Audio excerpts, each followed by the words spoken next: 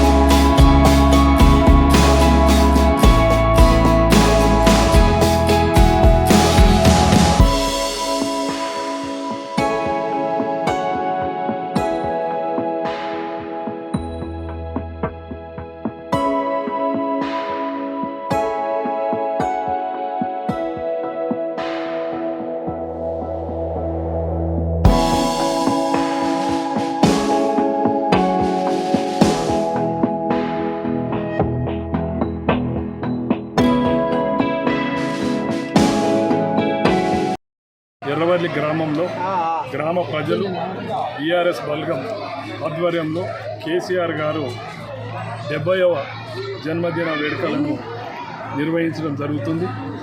అందులో భాగంగానే వారు ఆయుధారోగ్యాలు రాబోయే రోజుల్లో ఈ తెలంగాణ ప్రజలకు వాళ్ళ సేవలు అవసరమని ఈరోజు ఆయుష్ హోమం చేయడం జరిగింది. చాలా సంతోషం. నిండు 100 ఏళ్ళు ఆరోగ్యంగా కేసీఆర్ ఉండాలి.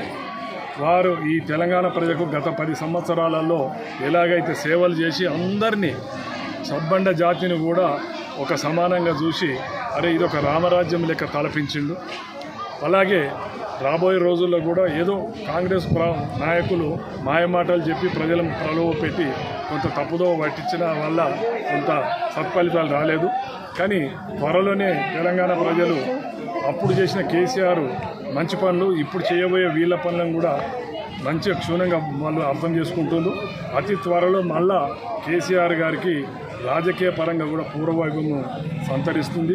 ప్రజలంతా కూడా ఇప్పుడిప్పుడే వాళ్ళు చేసిన తప్పు తెలుసుకుంటున్నారు కాబట్టి వాళ్ళు ఇబ్బందులకు గురవుతున్నారు. కాబట్టి రాబోయే రోజుల్లో మళ్ళా కేసీఆర్ గారి నాయకత్వంలో ఈ తెలంగాణ ముందుకు పోతుందని మీకు తెలియజేసుకుంటూ, వారికి అలా నాయకత్వం వహించి ఈ రాష్ట్రాన్ని మంచిగా పాలించాలని ఆ దేవుడు వారికి ఆయుధారోగ్యాలు ప్రసాదించి మనోధైర్యం కలిగించాలని కోరుకుంటూ తీసుకొని 70వ వసంతంలో అడుగుపెడుతున్న సందర్భంగా ఇలా గజ్వేల్ నియోజకవర్గంలో పెద్ద ఎత్తున ఇలా ఎర్రవెల్లి గ్రామంలో ఆయుష్ హోమం నిర్వహించడం జరిగింది. ఆయుష్ ఇంకా కేసీఆర్ గారికి నిండు 100 ఏళ్ళు నిండే విధంగా ఉండాలని, దానికోసమే ఈరోజు మంచి ఆరోగ్యం ప్రసాదించాలని చెప్పేసి ఆయుష్ యజ్ఞం చేయడం జరిగింది.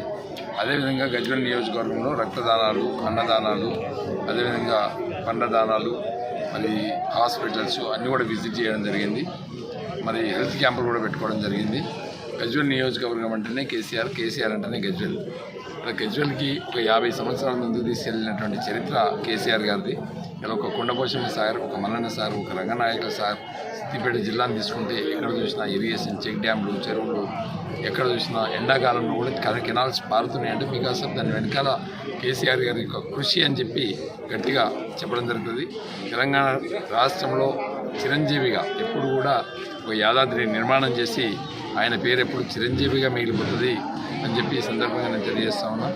ఆయన కూడా రాజకీయ చరిత్ర, ఆయన ఒక కోఆపరేటివ్ బ్యాంక్ చైర్మన్గా స్టార్ట్ అయ్యి ఒక ఎమ్మెల్యేగా, రాష్ట్ర మంత్రిగా, కేంద్ర పార్లమెంట్ సభ్యుడిగా, కేంద్ర మంత్రిగా, 14 సంవత్సరాలు ఉద్యమాలు చేసినటువంటి నాయకుడిగా, తెలంగాణ రాష్ట్రాన్ని సాధించినటువంటి గొప్ప నాయకుడిగా, 10 సంవత్సరాలు ముఖ్యమంత్రిగా. మరి కేసీఆర్ గారికి నిజంగా చెప్పాలంటే కూడా ఏ రాజకీయ నాయకుడు లేని చరిత్ర ఉంది. ఒక ప్రైమ్ మినిస్టర్ తప్ప అన్నీ చేసిండు ఆయన. కాబట్టి భవిష్యత్తు కూడా ఆయనకి మంచి ఆరోగ్యాన్ని ప్రసాదించాలని చెప్పి మనస్ఫూర్తిగా కోరుకుంటున్నాం. మరి తెలంగాణ రాష్ట్రం అంటేనే ఇలా కాంగ్రెస్ పార్టీ వాళ్ళు మాట్లాడుతున్నారు, ఏదేదో మాట్లాడుతున్నారు. కాంగ్రెస్ పార్టీలో ఇలా PCC పదవి వచ్చిందంటే బికాస్ ఆఫ్ తెలంగాణ రాష్ట్రం. తెలంగాణ రాష్ట్రం వచ్చింది కాబట్టి రేవంత్ రెడ్డి గారు PCC ప్రెసిడెంట్ అయ్యారు. తెలంగాణ రాష్ట్రం వచ్చింది కాబట్టి ఇలా ముఖ్యమంత్రి అయ్యారు.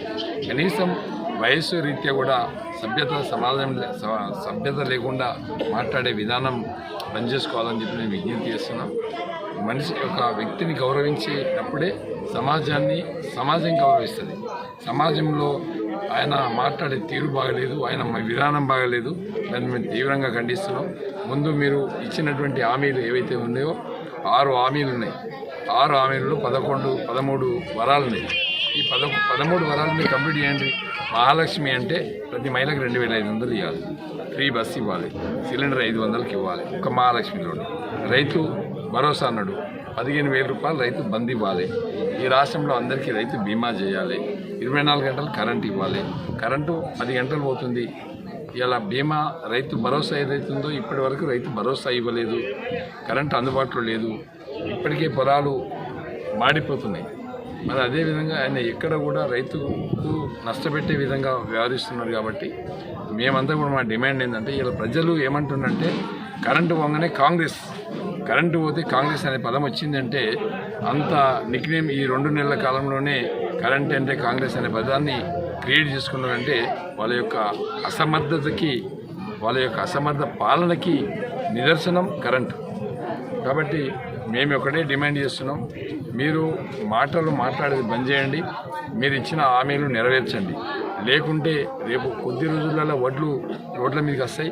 మరి 500 రూపాయలు బోనస్ ఇస్తా అని చెప్పినావు, 500 బోనస్ పెట్టి కొనాలి. MSP మీద 500 పెట్టి కొనాల్సినటువంటి బాధ్యత ఉంటుంది.